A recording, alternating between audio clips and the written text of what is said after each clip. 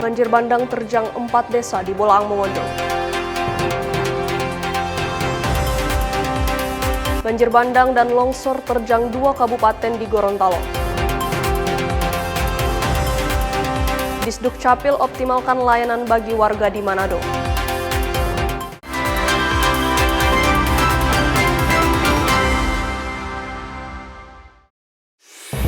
Selamat pagi saudara, apa kabar Anda hari ini? Kita berjumpa kembali dalam program Kompas Pagi. Selain 3 sorotan tadi, Anda juga bisa menikmati beragam informasi menarik lainnya yang dihimpun tim redaksi Kompas TV. Bersama saya Megumi Sumah, inilah Kompas Pagi selengkapnya. Hanya di Kompas TV, independen, terpercaya.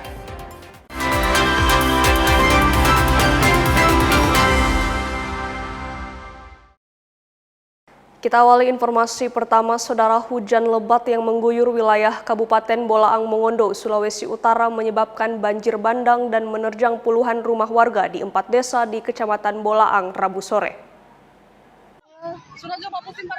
4 desa yang terdampak banjir bandang yakni Desa Komangaan, Solimandungan 1, Solimandungan 2, dan Solimandungan Baru, Kecamatan Bolaang, Kabupaten Bolaang Mongondo, Sulawesi Utara. Peristiwa ini membuat warga panik saat air bercampur lumpur dan material kayu tiba-tiba masuk ke pemukiman warga. Derasnya arus banjir merendam puluhan rumah warga dengan ketinggian air hampir mencapai 2 meter. Selain merusak rumah, banjir juga memporak-poranda perabotan milik warga yang tidak sempat diselamatkan. Hujan deras yang terjadi sejak sore hari menyebabkan sungai di wilayah setempat meluap hingga menggenangi rumah warga dan ruas jalan Trans Sulawesi. Akibatnya kendaraan dari 2 arah mengalami kesulitan untuk melintas karena jalan tertutup genangan dan material banjir. Dari pukul 14.30 hujan deras tadi sore. Kemudian material yang itu kayu, sisa-sisa kayu yang ada di sungai. Untuk rumah yang terdampak itu puluhan, cuman untuk data real yang ada, kami masih melakukan penanganan dulu, baru kemungkinan besok data yang terdampak itu bisa dilakukan. Hingga malam hari, warga bersama aparat masih berupaya membersihkan material lumpur dan warga yang terdampak banjir kini mengungsi di rumah keluarga di masjid. Rahman Rahim, Kompas TV, Bolaang Mongondo, Sulawesi Utara. Saudara, pasca banjir bandang yang menerjang 4 desa di Kecamatan Bolaang, Kabupaten Bolaang Mongondo, Sulawesi Utara, warga mulai bersihkan rumah mereka dari sisa lumpur dan material kayu yang terbawa arus banjir. Banjir bandang yang terjadi di 4 desa di Kecamatan Bolaang menyisakan kerusakan di sejumlah rumah warga. Salah satu desa terparah yakni Desa Solimandungan 2. Kondisinya sangat memprihatinkan sebab tidak hanya menggenangi rumah warga, namun arus banjir juga membawa lumpur dan batang kayu. Meski telah surut, namun sebagian rumah masih dipenuhi genangan air, lumpur, serta batang kayu yang hanyut saat banjir menerjang pemukiman warga. Dengan menggunakan alat seadanya, warga memaksa membersihkan rumah dan lingkungan mereka. Namun beberapa rumah belum bisa dibersihkan karena tertutup material kayu dan rencananya akan dievakuasi dengan menggunakan alat berat. Warga bilang banjir bandang ini baru pertama kali terjadi di desa mereka. Kondisi tersebut membuat warga khawatir akan kemungkinan terjadi banjir susulan apabila hujan deras kembali mengguyur wilayah ini. Warga terdampak banjir memilih mengungsi sementara di rumah keluarga di desa tetangga yang tidak terdampak banjir. Sementara sebagian memilih bertahan di masjid. 30-an tahun selagi kita mulai masuk di sini dan belum ada kejadian begini yang banjir seperti ini. Oh, ini pertama kali Pak? Pertama kali yang paling besar ini. Kong air Pak mulai surut kira-kira jam berapa Pak? Kalau air mulai surut itu sekitar jam 4 lewat itu. Karena bagian ketinggian dari airnya kan cepat surut tuh. Kalau keluarga ada mengungsi di saudara di sana di Solbar, nah itu yang dikhawatirkan. Cuma itu yang dikhawatirkan karena mungkin kalau ada hujan deras ulang, mungkin itu banjir susulan itu. Pemerintah Kabupaten Bolaang Mongondo bersama personil TNI dan Polri dijadwalkan akan membantu proses pembersihan sisa material banjir pada Kamis pagi. Rahman Rahim, Kompas TV, Bolaang Mongondo, Sulawesi Utara. Saudara, hujan dengan intensitas lebat yang melanda kota Manado sejak Rabu sore hingga malam membuat puluhan rumah di Kelurahan Komo, Kota Manado, Sulawesi Utara terendam banjir. Cuaca ekstrim dan hujan deras yang mengguyur kota Manado, Sulawesi Utara sejak Rabu 27 Mei 2025 sore hingga malam hari membuat beberapa wilayah terendam banjir. Beberapa wilayah yang terendam banjir yaitu Kecamatan Tikala, Wenang, Singgil, Tuminting, serta Sario. Seperti Kelurahan Komo, Kecamatan Tikala, ketinggian air sudah mencapai lutut orang dewasa. Ridwan, salah satu warga Kelurahan Komo, Kecamatan Tikala, Kota Manado, mengatakan banjir yang terjadi di Kota Manado akibat dari tingginya curah hujan dalam beberapa hari terakhir, sehingga membuat sungai Dais Tondano meluap dan merendam puluhan rumah warga. Setengah enam sore, semua maghrib lah begitu. Dia langsung naik begitu cepat? Pelan-pelan dia naik, karena di Manado kan hujannya terlalu dan itu tadi. Ada hujan ada, no, cuma tidak terlalu bagaimana. Kalau di Tondano itu kalau ada hujan keras tetap dia meluap tuh sungai yang ada di sini. Kalau bantuan belum ada, no, kan ini karena air naik semalam begini, jadi bantuan belum ada. Sejumlah warga yang rumahnya masih tergenang air terpaksa mengungsi ke tempat yang lebih aman. Jimmy Dapar, Kompas TV Manado, Sulawesi Utara. Saudara, akibat hujan deras yang terjadi sejak siang hari, sejumlah titik di Kota Manado tergenang banjir pada Rabu 27 Mei 2026. Salah satunya di Kelurahan Ketang Baru, Kecamatan Singkil. Curah hujan dengan intensitas tinggi di Kota Manado sejak siang hari mengakibatkan sejumlah tempat mengalami banjir setinggi mata kaki orang dewasa. Akibat banjir ini, warga terpaksa memindahkan barang-barangnya ke tempat yang lebih tinggi guna mengantisipasi kondisi yang lebih buruk. Salah seorang warga menyebut banjir di area Ketang Baru biasanya disebabkan oleh luapan sungai di belakang pemukiman warga bila terjadi hujan deras dalam waktu yang cukup lama. Dari Kuala naik. Ini memang tiap hujan seperti ini? Tidak selalu. Tadi malam sempat naik air, cuma sampai di mata kaki. Kalau yang malam ini? Ini ya agak sedikit lumayan. Lebih tinggi dari kemarin, per malam. Oke. Ini barang-barang ada yang kena, Om? Ini ada. Nah, Bang. Hingga pukul 22:30 waktu Indonesia bagian tengah, banjir masih terjadi meski ketinggian air mulai menurun. Warga di Ketang Baru menyebut kondisi seperti ini baru terjadi lagi setelah sebelumnya pemerintah Kota Manado sempat memasang tanggul di pinggiran sungai. Singli Manderes, Kompas TV Manado, Sulawesi Utara. Saudara, BMKG Stasiun Meteorologi Samratulangi Manado menyebut hujan deras dan angin kencang di sebagian Sulawesi Utara dipicu badai siklon tropis di perbatasan wilayah di Kepulauan Talaut dan Filipina. Hujan dengan intensitas tinggi dan angin kencang melanda sejumlah tempat di Sulawesi Utara dalam beberapa hari terakhir. Kondisi ini menurut BMKG Stasiun Meteorologi Samratulangi Manado dipicu adanya siklon tropis dari wilayah Filipina yang berbatasan langsung dengan Kepulauan Talaut. Siklon tropis ini disebut membawa awan-awan yang mengakibatkan hujan di sebagian besar wilayah Sulawesi Utara. Jadi siklon tropis ini menyebabkan hujan dengan intensitas lebat hingga sangat lebat yang dapat disertai dengan angin kencang. Terus adanya juga gangguan secara regional seperti MGO, gelombang ekuatorial Rossby serta Kelvin yang mendukung pertumbuhan awan-awan hujan sehingga menyebabkan terjadinya hujan dengan intensitas sedang hingga lebat, bahkan sangat lebat di wilayah Sulawesi Utara sendiri. Dari himbauan yang kita keluarkan dari tanggal 25 sampai tanggal 29 untuk hujan lebatnya itu biasanya puncaknya terjadi kemarin tanggal 27. Untuk hari ini dan besok ada potensi tapi potensinya tidak setinggi hari kemarin. Akibat hujan deras yang terjadi, sejumlah titik di Sulawesi Utara terpantau mengalami banjir. BMKG menghimbau agar masyarakat dapat lebih waspada dengan kondisi cuaca yang belum stabil, terutama bila terjadi hujan dan angin kencang.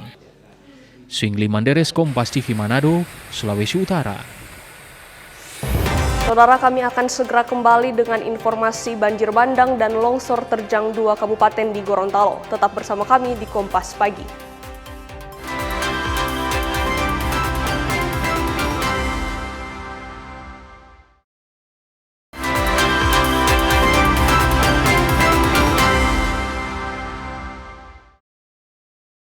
Terima kasih Anda masih bersama kami di Kompas Pagi. Saudara, hujan deras yang terus mengguyur wilayah Gorontalo mengakibatkan banjir bandang dan longsor di 2 kabupaten Selasa sore. Sekitar 800 kepala keluarga terdampak akibat bencana ini.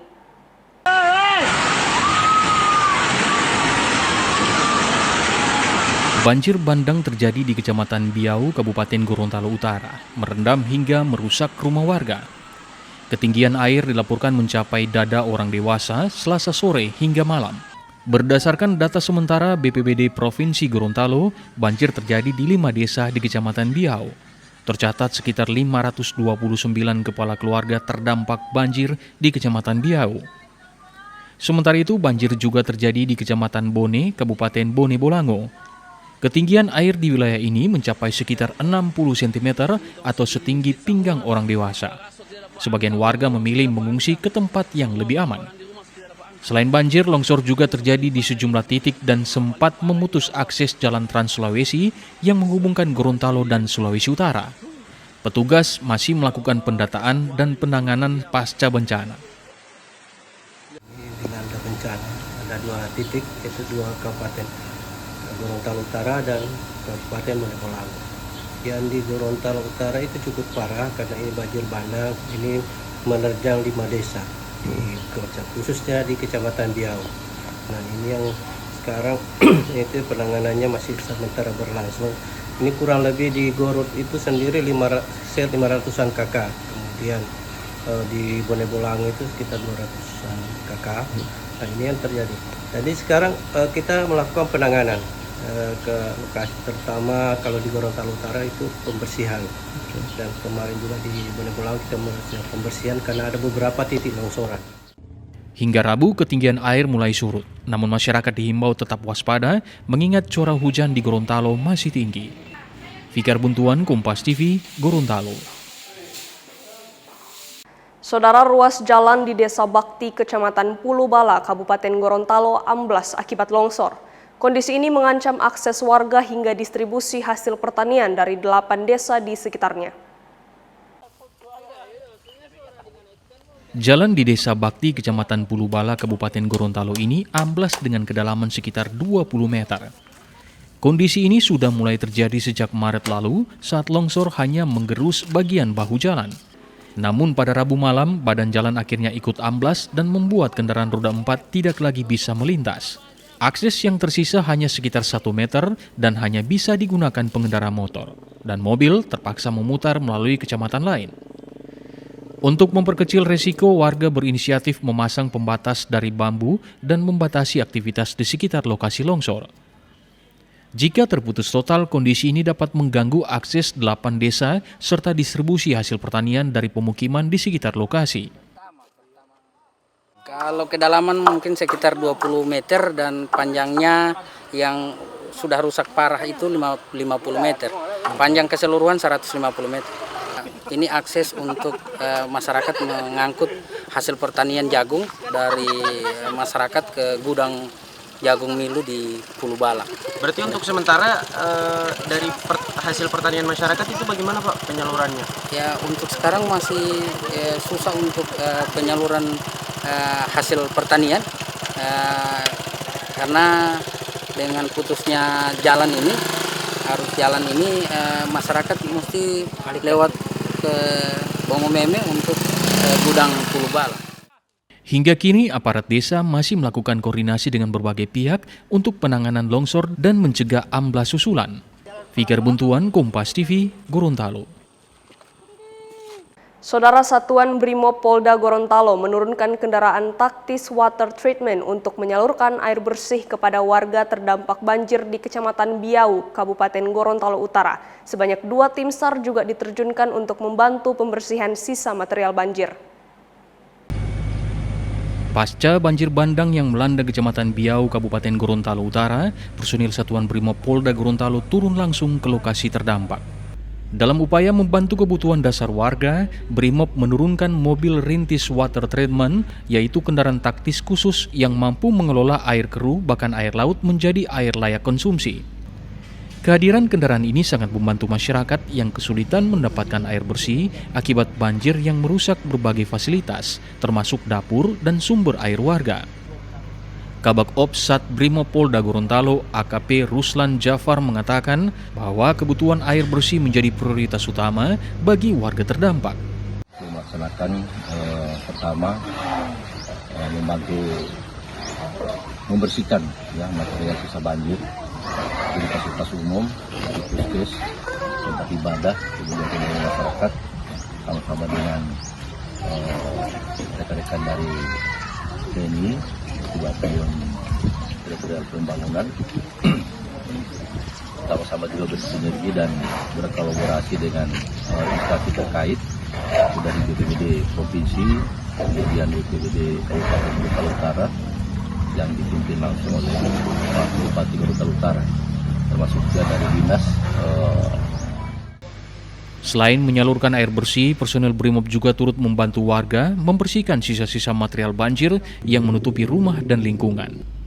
Tim Liputan Kompas TV, Gorontalo. Saudara Wakapolda Sulawesi Utara Brigjen Pol Awi Setiono bersama Danrem 131 Santiago meninjau langsung lokasi banjir bandang di Kabupaten Bolaang Mongondo Kamis siang. Wakapolda Sulut bersama Danrem 131 Santiago meninjau langsung lokasi banjir bandang di Desa Solimandungan 2, Kecamatan Bolaang, Bolaang Mongondo. Wakapolda dan Danrem memantau proses pembersihan pasca bencana. Ratusan personil TNI Polri dikerahkan ke lokasi untuk membantu masyarakat melakukan pembersihan. Di sini yang kita utamakan dulu adalah mitigasi. Kita juga melakukan perbantuan-perbantuan, mengasistensi apa yang dibutuhkan oleh anggota kami di lapangan, khususnya masyarakat yang terdampak. Kami juga membawa beberapa pasukan dari Ditsamapta, ada 1 kompi, kemudian Brimob Kompi B juga 1 kompi. Kita sudah geser dari kemarin, kalau Brimobnya pagi ini baru Ditsamapta. Pak Danrem juga begitu. Ada nanti silakan ditanya Pak Danrem, ada membawa TP dan dari Kodim setempat. Di kesempatan itu, Wakapolda memberikan bantuan sembako untuk meringankan beban masyarakat yang terdampak banjir. Tim Liputan Kompas TV Bolaang Mongondo, Sulawesi Utara. Saudara, informasi satu rumah di Kota Gorontalo ludes terbakar akan kami hadirkan sesaat lagi. Jangan kemana-mana dan tetap bersama kami di Kompas Pagi.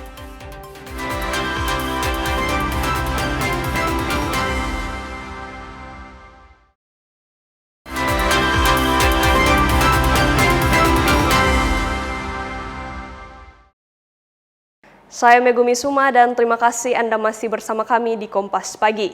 Saudara, 1 unit rumah di Kelurahan Pohe, Kota Gorontalo ludes terbakar Rabu malam.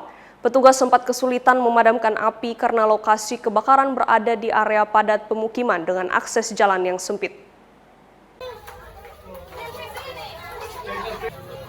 Kebakaran menghanguskan 1 unit rumah 2 lantai milik warga di Kelurahan Pohe, Kota Gorontalo. Api dengan cepat membesar dan melalap hampir seluruh bagian rumah. 3 unit mobil pemadam kebakaran diterjunkan ke lokasi untuk memadamkan api. Petugas dibantu oleh warga sekitar yang berupaya mencegah api merembet ke rumah lainnya. Sekitar 1 jam kemudian, api akhirnya berhasil dipadamkan. Namun, petugas damkar mengaku mengalami kendala akses jalan yang sempit, kondisi pemukiman yang padat, serta minimnya pencahayaan saat proses pemadaman berlangsung. Kalau rumah yang terbakar itu hanya 1. Kalau informasi kami belum dapat dari masyarakat apakah itu dari api dari mana, kami belum bisa pastikan. Karena kami belum dapat info. Atas peristiwa ini ada korban jiwa atau? Untuk korban jiwa tidak ada. Yang menjadi kendala kami, kebetulan akses masuk ke dalam itu agak sempit. Kebetulan juga rumah lantai 2. Di dalam juga agak penerangan kurang, jadi membuat petugas pemadam kebakaran agak kesulitan. Tidak ada korban jiwa dalam kejadian ini, namun kerugian material diperkirakan mencapai puluhan juta. Penyebab pasti kebakaran masih dalam penyelidikan polisi. Fikar Buntuan, Kompas TV, Gorontalo. Kita ke sorotan lain, saudara. Di momen perayaan Hari Raya Idul Adha ke-1447 Hijriah, relawan Prabowo di Sulawesi Utara menyalurkan hewan kurban 18 ekor sapi. Aksi solidaritas ini bertujuan menjaga kepedulian sosial serta memperkuat kerukunan dan toleransi antar umat beragama di Sulawesi Utara. Penyaluran ke-18 hewan kurban dimulai dari wilayah Minahasa Selatan, yakni di Masjid Al-Muminun, Ranoyapo, Amurang, kemudian dilanjutkan ke sejumlah masjid di Kecamatan Tumpaan. Selain di Minahasa Selatan, penyaluran hewan kurban juga tersebar di Kabupaten Bolaang Mongondo Timur, Bolaang Mongondo, Langowan Minahasa, serta Kota Manado. Ketua Relawan Prabowo Topan 08 bilang, pembagian hewan kurban adalah bagian dari upaya mendukung program pemerintah serta bentuk ungkapan syukur untuk berbagi kepada sesama, khususnya umat muslim yang membutuhkan, terutama kaum duafa.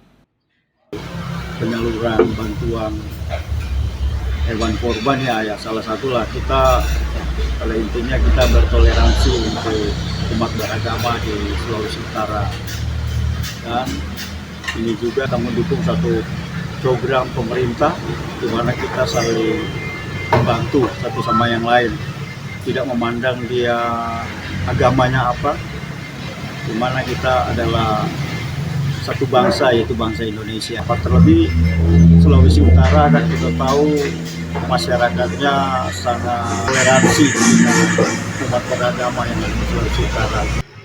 Sementara itu, Sekretaris BTM Al-Muminun Amurang mengungkapkan apresiasi atas bantuan hewan kurban pada umat muslim. Aksi ini juga dinilai mampu memupuk toleransi dan kerukunan antar umat beragama. Hari ini kami mendapat berupa bantuan 1 ekor hewan korban dari Bapak Topan 08, Pak Tommy Pantau ya. Kami juga dari pengurus Badan Takmir Masjid Al-Muminun Amurang, khususnya yang ada di Kecamatan Amurang, sangat berterima kasih. Dengan pemberian ini merupakan hadiah bagi jamaah kita yang ada di wilayah kerja Badan Takmir Masjid Al-Muminun Amurang. Nah, seperti biasa yang kita lakukan, pertama kita harus mengambil data, diprioritaskan bagi yang membutuhkan. Pertama, ya tentunya kalau fakir miskin itu juga menjadi bagian terpenting utama bagi mereka, dan kaum duafa juga, kaum yang lemah. Ke-18 hewan kurban yang disalurkan terdiri dari 4 ekor sapi di 4 masjid di Kabupaten Minahasa Selatan, 8 ekor di Bolaang Mongondo Timur, Kabupaten Bolaang Mongondo 4 lokasi masjid, serta Langowan 1 lokasi masjid, dan Kota Manado 1 lokasi masjid. Tim Liputan Kompas TV Minahasa Selatan, Sulawesi Utara. Sementara itu di Sulawesi Selatan, saudara, momentum Hari Raya Idul Adha dimanfaatkan jajaran Polsek Biringkanaya, Makassar untuk berbagi kepada masyarakat yang membutuhkan. Setelah proses penyembelihan hewan kurban dilakukan di halaman Polsek, daging sapi kurban langsung dibagikan dan diantarkan ke sejumlah panti asuhan di wilayah Kecamatan Biringkanaya, Makassar. Kegiatan tersebut berlangsung dengan melibatkan personil kepolisian bersama bayangkari dan masyarakat sekitar. Daging kurban yang telah dipotong kemudian dikemas sebelum didistribusikan kepada warga serta anak-anak panti asuhan. Kapolsek Biringkanaya AKP Malik bilang, kegiatan berbagi daging kurban ini merupakan bentuk kepedulian sosial Polri kepada masyarakat, khususnya bagi mereka yang membutuhkan bantuan dan perhatian di momen Idul Adha. Selain mempererat hubungan antara kepolisian dan masyarakat, kegiatan tersebut juga diharapkan dapat menghadirkan kebahagiaan bagi anak-anak panti asuhan yang menerima bantuan daging kurban. Jadi kita sesuai dengan perintah dari Kapolres Tabes untuk melakukan masing-masing polsek melakukan pemotongan kurban di makam masing-masing. Kemudian untuk hasilnya kita langsung bagikan atau antarkan ke lokasi-lokasi yang memang yang membutuhkan. Seperti sekarang ini kita berada di panti asuhan. Tujuannya kita langsung mengantarkan itu supaya pembagian tersebut on point. Maksud on point di sini adalah sesuai dengan sasaran yang memang betul-betul membutuhkan. Suasana penuh kebersamaan terlihat saat personil menyerahkan langsung paket daging kurban kepada pengurus panti asuhan.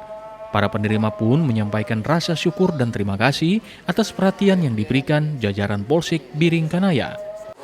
Ya, kami bersyukur, terima kasih banyak atas rezekinya dari Kapolsek Biringkanaya. Semoga Allah balas lebih banyak dari sebelumnya. Amin amin ya rabbal alamin. Amin. Oke, rencananya daging ini akan dimasak apa nanti? Kami nanti masak rendang supaya anak-anak kami makan. Amin amin. Memang favorit anak-anak di sini memang makanan rendang. Iya, betul. Makanan rendang dengan kari. Melalui kegiatan sosial tersebut, Polsek Biringkanaya berharap semangat berbagi dan nilai kemanusiaan dalam perayaan Idul Adha dapat terus terjaga di tengah masyarakat. Rama Pratama, Kompas TV Makassar, Sulawesi Selatan. Informasi lain, Saudara, Dinas Kependudukan dan Pencatatan Sipil Kota Manado menghadirkan berbagai inovasi guna mempercepat proses penerbitan dokumen kependudukan. Inovasi ini diantaranya melalui program digitalisasi hingga pembukaan mal pelayanan publik. Sejak tahun 2019, Pemkot Manado melalui Dinas Kependudukan dan Pencatatan Sipil mulai melakukan inovasi pelayanan, diantaranya pemanfaatan digitalisasi hingga pembukaan mal pelayanan publik. Inovasi ini dihadirkan untuk memperlancar penerbitan dokumen kependudukan yang sebelumnya kerap dikeluhkan warga karena dianggap lambat. Kepala Dinas Kependudukan dan Pencatatan Sipil Kota Manado, Erwin Kontu bilang, optimalisasi layanan bukan hanya sebatas sistem digital dan penambahan ruang kantor, melainkan ada juga penambahan jam kerja. Ia berharap inovasi yang dilakukan bisa meningkatkan kepuasan masyarakat. Karena hanya terkonsentrasi di kantor Dinas Dukcapil yang ada di Tikala ini, seputaran kantor wali kota, sehingga terjadi penumpukan. Dan itu tadi yang membuat kami untuk harus melakukan inovasi. Dalam hal ini kami membuka kantor lagi, membuka pelayanan yang sama yang ada di kantor Dinas Dukcapil Tikala, di kantor atau di mall pelayanan publik yang ada di Boulevard. Perbaikan layanan yang telah dikerjakan selama 8 tahun terakhir ini mendapat sambutan positif dari warga. Mereka menilai pelayanan publik semakin ringkas dan efisien, sehingga sangat membantu warga yang mengurus dokumen kependudukan. KTP ada hilang, terus mau bikin KTP yang baru. Jadi cuma bawa surat keterangan, terus langsung diprosesi. Cuma sekitar 10 menit sudah selesai. Cuman surat keterangan hilang dari kepolisian. Enggak, cepat ambil nomor, tunggu sedikit baru saya. Minta banyak dokumen kan atau? Enggak, cuma dia minta kakak. DP proses artinya cepat kah? Ya, cepat. Selain itu, Disduk Capil juga memiliki program jemput bola yang menyasar masyarakat khusus seperti penghuni panti asuhan, disabilitas, hingga orang dengan gangguan jiwa. Inovasi-inovasi ini bahkan telah mendapatkan berbagai penghargaan di tingkat nasional dalam kategori pelayanan publik terbaik. Sungli Mandares, Kompas TV Manado, Sulawesi Utara. Kita beralih ke Makassar, Sulawesi Selatan. Saudara, 12.000 lebih pelari dalam negeri hingga luar negeri bakal mengikuti Makassar Half Marathon 2026 yang akan digelar di Anjungan Pantai Losari, Kota Makassar pada 30 hingga 31 Mei mendatang. Ajang yang digelar sejak tahun 2022 ini diproyeksikan menjadi katalis penggerak ekonomi daerah. Memasuki tahun kelima penyelenggaraan Telkomsel Makassar Half Marathon 2026 terus memantapkan posisinya sebagai pionir sport tourism para pelari di kawasan Indonesia Timur. Saat ini persiapan perhelatan akbar ini telah mencapai 90% menuju pengambilan respek pada 28-30 Mei mendatang. Telkomsel Makassar Half Marathon 2026 akan digelar di Anjungan Pantai Losari, Kota Makassar pada 30 hingga 31 Mei mendatang. Ajang yang digelar sejak tahun 2022 ini akan diikuti 12.000 lebih peserta termasuk tim pendamping dan keluarga pelari.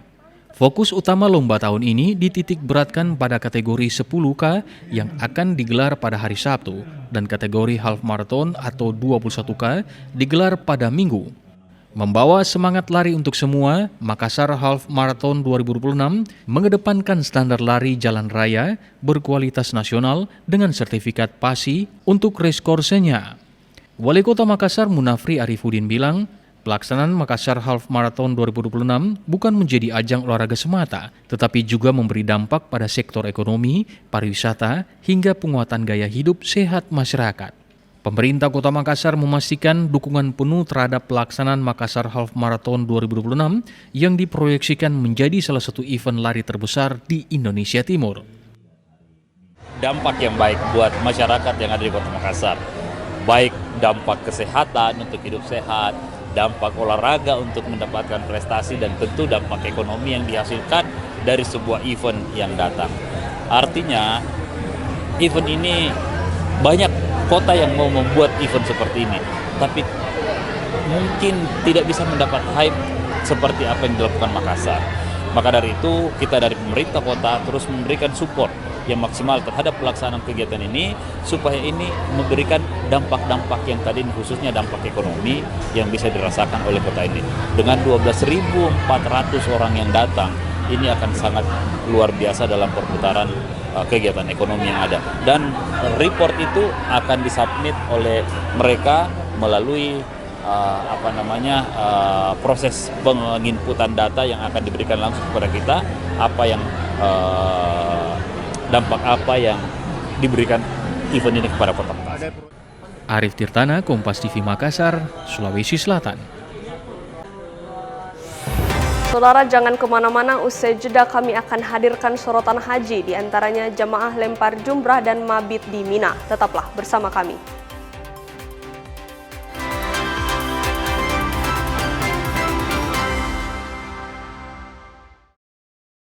لبيك لا شريك لك لبيك إن الحمد والنعمة لك والملك لا شريك لك. Saya Megumi Suma dan Anda masih bersama kami di Kompas Pagi. Saudara, hari ini 10 Zulhijjah, jemaah haji Indonesia melakukan lempar jumrah di Jamarat Mina, Arab Saudi. Jemaah akan bermalam atau mabit di Mina hingga 13 Zulhijjah mendatang. Seluruh jemaah haji Indonesia kini telah berada di Mina usai melaksanakan wukuf di Arafah dan mabit di Musdalifah. Jemaah melakukan lemparan jumrah Aqobah di Jamarat dan melaksanakan tahlul awal.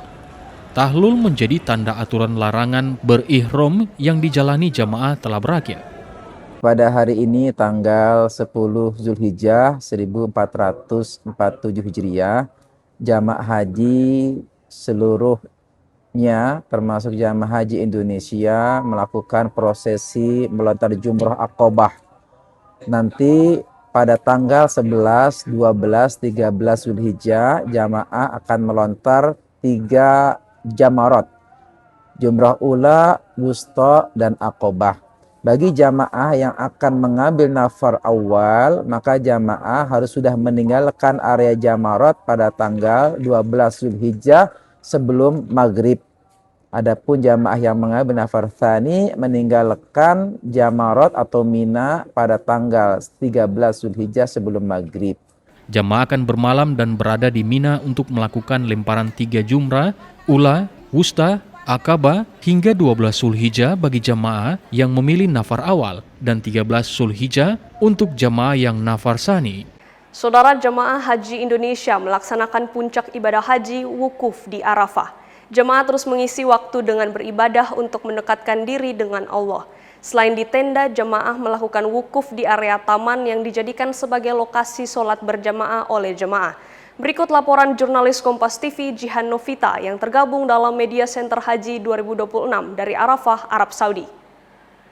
Assalamualaikum warahmatullahi wabarakatuh. Saudara, salah satu area favorit jemaah haji Indonesia selama berada di Arafah untuk wukuf ini adalah area taman yang ada di belakang saya ini. Di mana sejak jemaah tiba di Arafah, mereka tak henti memadati dan berkumpul di area taman ini untuk melakukan beragam ibadah seperti sholat berjamaah, lalu berzikir, membaca kitab suci Al-Quran, dan segala hal ibadah yang bisa mendekatkan diri dengan Sang Maha Pencipta Allah Subhanahu wa Ta'ala. Dan saya akan coba berbincang dengan salah seorang jemaah yang sejak tadi memilih untuk berdiam diri di area taman ini untuk memanfaatkan waktu di hari wukuf atau di puncak haji di 9 Zulhijjah ini. Assalamualaikum warahmatullahi wabarakatuh. Waalaikumsalam warahmatullahi wabarakatuh. Dengan Ibu siapa, Bu? Ibu Yaya. Ibu Yaya dari embarkasi mana, Bu? Kloter berapa? Jakarta, kloter 24. Dari Jakarta, Bu. Sama dong kita ya. Ibu, dari tadi saya lihat Ibu untuk di sini memilih untuk berdiam diri di sini sambil menunggu waktu wukuf gitu ya, memanfaatkan waktu wukuf di area taman ini. Kenapa, Bu? Sekalian duha. Jadi sebetulnya dari semalam sih kita udah di sini karena lebih nyaman sholat di sini daripada di maktab. Jadi ini kebetulan pas sholat duha, jadi sekalian kesini lagi. Ibu, selama sampai di Arafah, kegiatan apa aja Bu yang sudah Ibu lakukan di sini? Ya sholat wajib, sholat sunnah, baca Quran, ya pokoknya semua ibadah insya Allah. Menurut Ibu ini momen akhirnya Ibu sampai di puncak haji wukuf di Arafah ini bagaimana, Bu? Ya alhamdulillah, kalau saya berpikir yang penting insya Allah sehat, terus dimudahkan sama Allah untuk beribadah dimanapun. Itu aja sih untuk haji mabrur ya itu urusan lillahi ta'ala. Sudah menunggu momen ini dari bertahun-tahun lamanya, Bu, ya? 13 tahun. 13 tahun yang Ibu doakan, yang Ibu harapkan di momen hari ini spesial banget, semua umat Islam bermimpi untuk bisa berada di sini di waktu dan momen yang seperti ini yang Ibu rasakan. Apa, Bu, yang Ibu doakan, yang Ibu panjatkan di sini? Kalau berdoa ya terutama untuk orang tua. Kebetulan emang ibu sudah tidak ada, terutama doa untuk orang tua. Kedua ya untuk kesehatan terutama dalam menjalankan ibadah ini, ibadah haji. Dan lain-lainnya ya semuanya sih doanya. Semuanya Ibu harapkan Iya, dipanjatkan di sini ya, Bu, ya. Karena udah bertahun-tahun kita nunggu supaya ada momen seperti ini, wukuf. Masya Allah, semoga menjalankan ibadahnya khusyuk ya, Bu, Amin, ya, lancar, amin, Ibu amin, sehat. amin, Karena amin, ini amin, amin, baru ya Rabbal awal ya puncak haji, Iya. nanti akan ke Musdalifah, Amin, akan ke amin, Mina. insya Allah sehat. Jadi harus jaga kesehatan ya, Bu Yaya ya. Amin, insya Allah. Terima kasih Ibu, Sama-sama. selamat melanjutkan aktivitas ibadahnya Ibu. Iya. Selamat wukuf. Terima kasih. Terima kasih Ibu. Wassalamualaikum warahmatullahi wabarakatuh. Waalaikumsalam.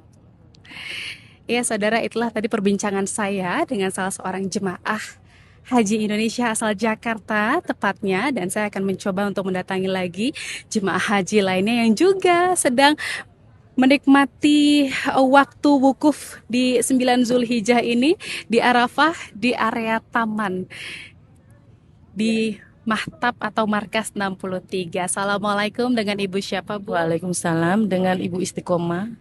Ibu Istiqomah, Masya Allah, namanya Istiqomah. Semoga juga menjadi haji yang selalu istiqomah ya, Bu ya. Amin. Alhamdulillah, insya Allah. Insya Allah.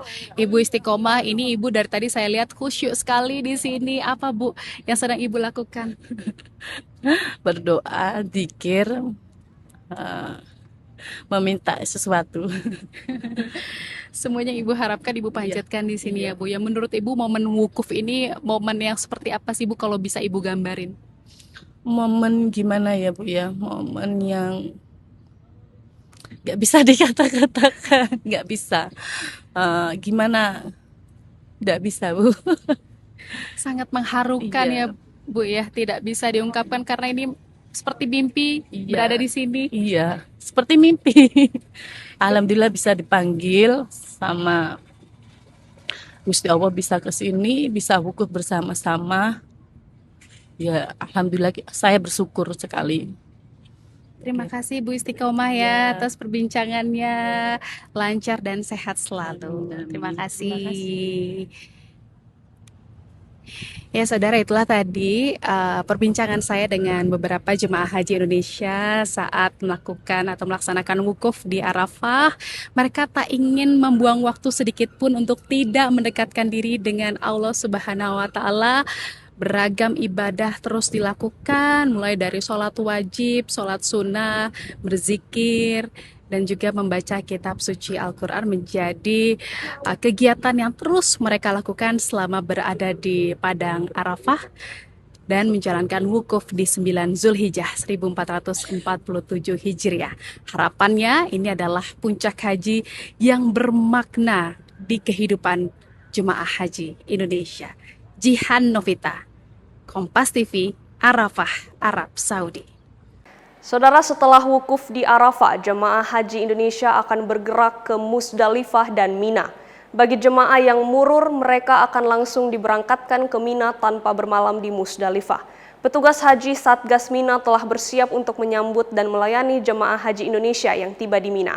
Berikut laporan jurnalis Kompas TV Jihan Novita yang tergabung dalam Media Center Haji 2026 dari Arafah, Arab Saudi. Assalamualaikum warahmatullahi wabarakatuh. Saudara, setelah melaksanakan wukuf di Arafah, jemaah haji Indonesia akan bergerak menuju Musdalifah dan Mina. Pergerakan jemaah dari Arafah akan mulai dilakukan selepas ba'da maghrib. Setelah Arafah, yang menjadi fokus perhatian adalah Musdalifah dan Mina. Bagi jemaah yang murur, jemaah akan langsung diberangkatkan dari Arafah menuju ke Mina tanpa bermalam di Musdalifah. Menyambut kedatangan jemaah di Mina, petugas haji yang tergabung dalam Satgas Mina telah bersiap untuk memberikan pelayanan bagi jemaah haji Indonesia di kawasan Mina. Sebelum kedatangan jemaah, petugas haji Satgas Mina telah melakukan pengecekan menyeluruh di tenda-tenda yang akan ditempati oleh jemaah haji Indonesia. Nantinya, petugas Satgas Mina akan terbagi dalam 10 tim ad hoc, di mana masing-masing tim akan bertanggung jawab atas 11 hingga 13 markas atau kawasan pemondokan jemaah di Mina. Dari hasil pengecekan petugas menunjukkan kesiapan tenda di Mina telah hampir rampung. Tenda jemaah sudah siap digunakan, termasuk fasilitas penunjang seperti toilet, kasur, bantal, spray, hingga pendingin ruangan. Selain itu, selama di Mina, jemaah juga akan mendapatkan layanan konsumsi. Dan berikut pernyataan dari Kasatgas Mina, Khalilur Rahman. Alhamdulillah teman-teman Satgas Mina telah melakukan koordinasi dan juga sinergi. Sejak tanggal 5 mereka telah melakukan pengecekan tenda-tenda di area di Mina sesuai dengan ad hoc masing-masing, di mana untuk Satgas Mina terbagi menjadi 10 ad hoc, ada ad hoc 1 sampai 10 dan masing-masing ad hoc memegang 11 sampai 13 markas. Dan hasil pengecekan kami di tenda-tenda alhamdulillah sudah mencapai 95%. Tenda untuk jamaah haji sudah siap untuk dihuni, terutama terkait dengan kebutuhan jamaah, misalkan toilet, kemudian terkait dengan kasur, bantal, spray, kemudian juga terkait dengan AC. Alhamdulillah sudah dicek dan siap untuk ditempati jamaah haji Indonesia, termasuk juga jamaah nanti akan mendapatkan konsumsi selama berada di Mina. Demi kenyamanan dan keamanan selama berada di Mina, petugas mengimbau jemaah untuk mematuhi jadwal lempar jumroh yang telah ditetapkan pemerintah Arab Saudi guna menghindari kepadatan dan situasi kredit di area Jamarot. Jemaah juga diminta untuk membawa air minum saat menuju Jamarot serta berjalan secara berkelompok agar tidak terpisah dari rombongan demi menjaga keselamatan dan kenyamanan selama menjalankan rangkaian ibadah haji. Jihan Novita, Kompas TV, Arafah, Arab Saudi. Saudara, salah satu rangkaian ibadah haji yang dilakukan jemaah adalah mabit atau bermalam di Musdalifah. Seperti apa suasana jemaah haji yang beristirahat di Musdalifah dengan beratapkan langsung dengan langit di sini? Berikut laporan jurnalis Kompas TV Sofyan Hartanto yang tergabung dalam Media Center Haji 2026. Ya saudara, ketika umat muslim di Indonesia melakukan takbiran untuk menyambut Idul Adha, jemaah haji di seluruh penjuru dunia yang berada di Arab Saudi ini sedang melakukan mabit di Musdalifah. Jemaah haji melakukan mabit setelah menjalankan ibadah wukuf di Padang Arafah dari siang hingga maghrib. Dari Padang Arafah mereka diberangkatkan menggunakan bus menuju Musdalifah yang waktunya sekitar 10 menit saja perjalanan. Nah, yang menarik jemaah yang bermalam di sini tidak menggunakan tenda alias beratapkan langsung pada langit. Mengapa mabit di sini itu penting? Karena untuk meneladani Rasulullah Shallallahu Alaihi Wasallam. Ketika itu Rasul tanggal 9 Zulhijjah dari Padang Arafah menuju Musdalifah untuk menginap sebelum meneruskan perjalanan menuju Mina.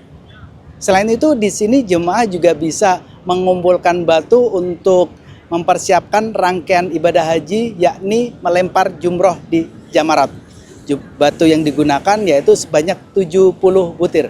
Setelah itu jemaah bisa beristirahat sejenak sebelum melanjutkan rangkaian ibadah haji. Baik, untuk amalan di Musdalifah kita dianjurkan tidak ada amalan apapun selain hanya untuk istirahat. Kita dianjurkan sampai menjelang subuh. Setelah subuh kita sholat subuh, kemudian kita berdoa karena itu salah satu waktu yang mustajab untuk berdoa. Niscaya doa-doa yang dipanjatkan bisa langsung menembus langit karena di sini tidak ada sekat atap yang menghalangi. Tentu dengan begitu jemaah berharap doa-doa yang dipanjatkan langsung dikabulkan oleh Allah Subhanahu wa Ta'ala. Sofyan Hartanto, Kompas TV, Musdalifah, Arab Saudi. لبيك لا شريك لك لبيك إن الحمد والنعمة لك والملك لا شريك لك. Informasi tadi menutup perjumpaan kita dalam program Kompas Pagi.